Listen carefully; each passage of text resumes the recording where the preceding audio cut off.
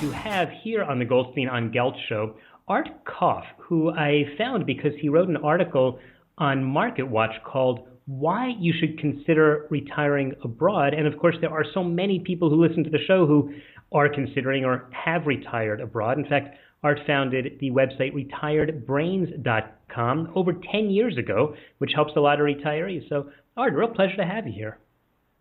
Real pleasure to be here. So you talk about Americans retiring abroad. Why are so many Americans considering doing this? Well, primarily there's a significant lower overall cost of living for approximately the same lifestyle.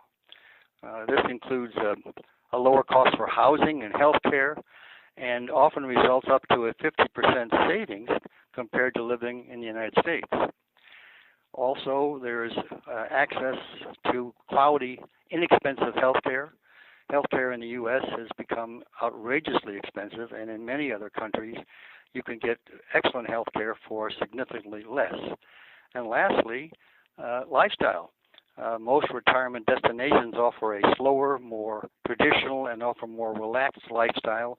And for those kinds of people, retiring overseas makes a big difference. So before we get into some of the technicalities, tell me, do you think that it is a sign of not being patriotic if you retire overseas? Not at all. Let's be honest. Today, with the tremendous cost of living in retirement, much more than most people read, people are running out of their money. So they're living longer, and they need to have enough money to last into their 80s and in many cases into their 90s. Mm-hmm. So you mentioned before the high cost of medical care. Aren't there services, and isn't there Medicare and Medicaid and Obamacare that's all designed to help people to pay for their medical costs? Yes and no. Again, a great deal of their costs are paid for, but a survey that we did just a year and a half ago, we found that a couple retiring both at 65, both Medicare eligible, would spend out of pocket on health care approximately $270,000 out of pocket. Oh my gosh. And wow. that's a figure that most people have no clue about. In the survey, people thought that their cost would be around $25,000. So they really thought it would be a fraction of what the actual cost would be. And if I may mention, that cost actually does not include home health care or nursing home. That cost is for your Medicare premiums that are taken out of Social Security, and for any supplemental insurance plan, and then for anything not covered by either of those two insurance plans.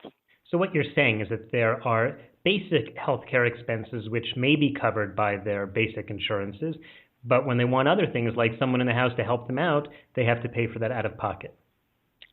Big time. Wow. Interesting, because here in Israel, the Goldstein on Gelt show is listened to mostly in Israel, but also a lot in the United States. And a lot of the people come to Israel specifically because the medical system here just isn't that expensive, and they always joke, and I still get a Jewish doctor, so they're pretty happy about it. But there are other issues with retiring overseas. There are technical things that a lot of people worry about, like if they have their brokerage and bank accounts, or even their Social Security, how do they deal with getting that money once they move overseas? Well, you can certainly receive Social Security after you've moved overseas. Many people maintain a checking account in the States and have that deposited directly into their checking account in the States. Many people also have their other savings and retirement funds dispersed as needed the same way. Depending on where you might move, you might very well have accounts in those countries and have the account deposited, your Social Security checks and other revenue that you get from retirement savings sent directly to the overseas account. Yeah, in fact, I know that a lot of people here in Israel have their Social Security payments directly deposited into their Israeli bank account in shekels, so they don't even have to deal with the currency conversion, which can be a huge benefit, especially if that's what you're living on. Other people have it deposited into their U.S. bank or brokerage account. And the one thing that I always tell them is you have to make sure that the brokerage firm or bank that you're working with is okay that you now have an overseas address. We're talking with Art Koff, who writes a monthly column for the Dow Jones MarketWatch, which is where I found him. He also founded a website called retiredbrains.com, which is a major destination for retirees and people planning retirement. Art, let's dive into some of the issues that, in fact, you brought up in your article, which is if someone's thinking of living overseas or deciding where to live, and maybe this doesn't only apply to overseas, but certainly a lot of our listeners are U.S. expats, what questions should they be asking when deciding where to live? Well, there's a huge list of questions, and I'm going to run through them really quickly because I know our time is limited. But obviously, geographic location, climate. Are you looking for be by the sea, by the desert, by the mountains? Does humidity upset you? Do you want a large city, a small town, a rural community? What about the language? There are some places where language is fine, others where you need to speak that language. What about healthcare? That's what's provided, what's available, what's the quality. Are you interested in the arts, the theater, symphony, ballet, opera? Some of those are very important. Are you interested in sports or recreational venues? Do you like to ski or boat or watch or play football? The lifestyle or pace of living. Many people from New York find that lifestyle is too slow, and they are very uncomfortable. What about the cost of living and currency conversion? What about crime? That's become extremely important in some areas. Some people want to continue their education. What are the educational advantages of moving? And what about the ease and expense of return to visit friends and family? You can move a long way away. If you plan to come back, it can be very expensive. What about the possibilities of natural disasters, earthquakes, tsunamis, hurricanes, volcanic eruptions? Is it suitable for pets? Some people are very attached to their pets. Lately, what about local diseases like Zika? This is substantially involving people moving to Brazil and South America. What about the political climate? If you want to continue to work, what about ability to work in a selected country if work's important to you? Or maybe you need to earn a little additional money. Shopping, how important is the availability of shopping for food, clothing, staples, products? What about, obviously, as we went into a few minutes ago, the political climate and what kind of health care? Because as you age, you need good health care. So that's quickly running through like 20 of the different areas that you need to consider. That is an amazing list, and certainly something everyone should think about, no matter where you're moving. So tell me this: do you think that based on that, someone should try to test out living overseas first, or it's just not feasible to do that, and you just have to jump in with both feet? Well, if you are able to take a quotation marks vacation, close quotes, in an area, that would be helpful.